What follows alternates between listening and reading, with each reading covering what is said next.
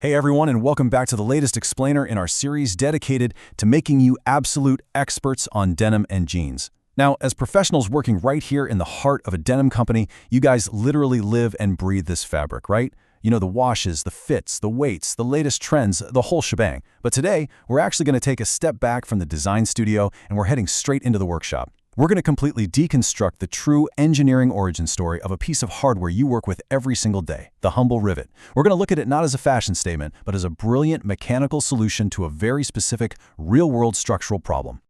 Okay, let's dive into this. Have you ever actually stopped to think about how weird it is to bolt pieces of metal onto soft apparel?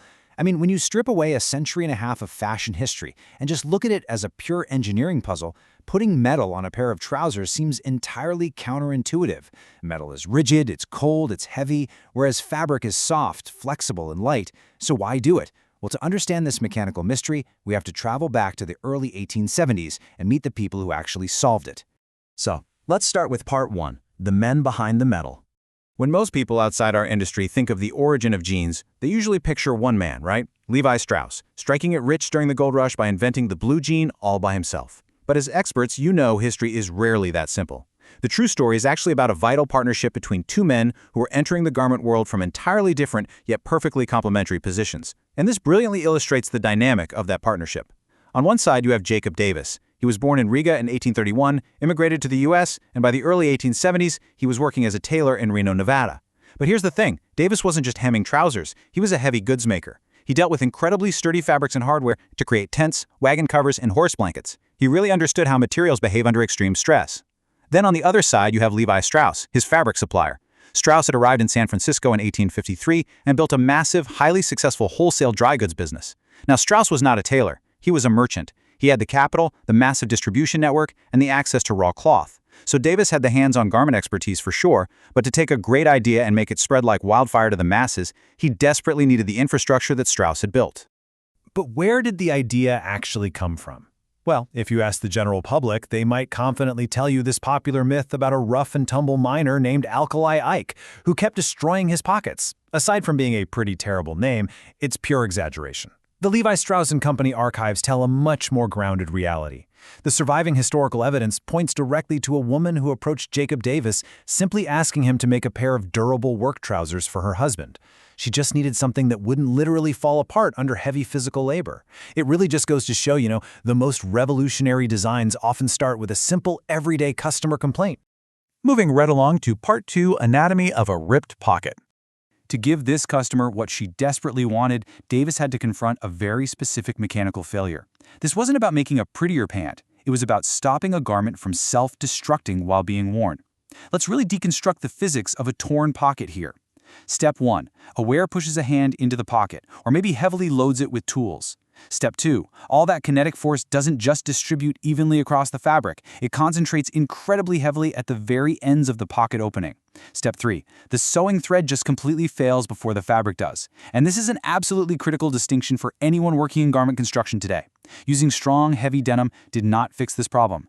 Fabric strength and seam strength are entirely different things. A heavy piece of cloth can easily survive intense abrasion, but the moment all that force pulls on the pocket corner, snap, the thread breaks. And if you just re-sew the same area to repair it, the exact same movement will just pull on the same stitches and break them all over again. The thread was literally the bottleneck. Which brings us to part 3, why the rivet worked. Davis needed a way to bypass the severe limitation of the cotton thread. He needed a micro-solution that could handle macro-level strain, and he found it in the heavy goods he was already making. So the crucial point is how rivet mechanics actually function on a garment.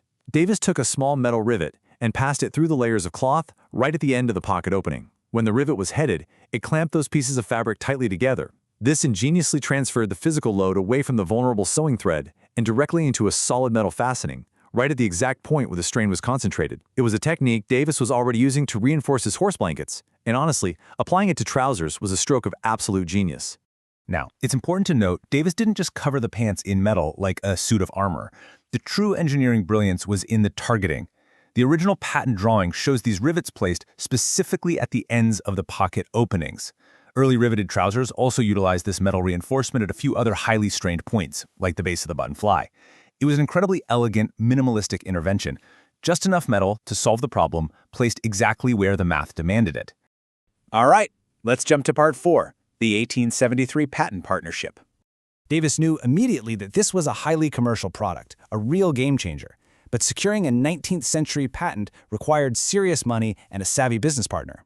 Let's move to this timeline and see how this rapidly builds into an empire. In August of 1872, Davis writes to his fabric supplier Levi Strauss, explains the whole rivet idea, and proposes they pursue the patent together. Strauss, immediately recognizing the genius of the design, agrees. They file the paperwork, and on May 20, 1873, United States Patent number 139-121 is officially granted. By late 1873, Davis is actually relocated to San Francisco to oversee a massive manufacturing operation financed by Strauss. Think about that. It's an incredibly rapid timeline from a tiny tailor shop in Reno, Nevada to a full-scale industrial operation in San Francisco. The title of that patent was beautifully specific. It read, "Improvement in Fastening Pocket Openings." I really want to highlight the narrow scope of this document because it's so vital to our industry's history. Davis and Strauss did not claim to invent denim. They didn't claim to invent trousers. They didn't even claim to invent pockets. Actually, Davis even acknowledged in the paperwork that rivets were already being used in things like shoes. The patent was strictly for the use of this metal fastening to strengthen relevant seams and pocket openings in clothing. It was the exact mechanical change that separated these new garments from ordinary, failing work pants. And finally, Part 5, Birth of Modern Blue Jeans. With the patent secured, the commercial reality of this invention just took off. Now, the 1873 date isn't the birth of denim cloth itself, but it is undeniably the birth of the patented riveted trousers that ultimately gave life to the modern industry you all work in today. Now, what's really interesting about this slide is that the terminology we use every day now didn't even exist back then.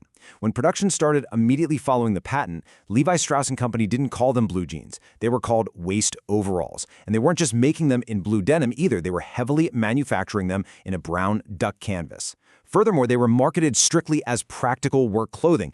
This was a pragmatic solution to torn pockets, which was even noted by a newspaper just weeks after the patent was granted. These weren't fashion items. They were absolutely essential gear. So, we look back to 1873, and we clearly see that the rivet was simply an elegant solution to a very frustrating 19th century mechanical problem. Jacob Davis looked at a breaking thread, and he totally changed the paradigm by introducing a tiny piece of metal. Now, you work with these fabrics, these seams, and this hardware every single day. You guys understand the stress points of modern life better than anyone. Which brings us to a final thought for you to take back to the design room. If the rivet solved a 19th century problem so perfectly, what everyday detail of garment construction will you reinvent next? Thank you so much for joining me for this explainer. Keep innovating out there, and I'll catch you next time.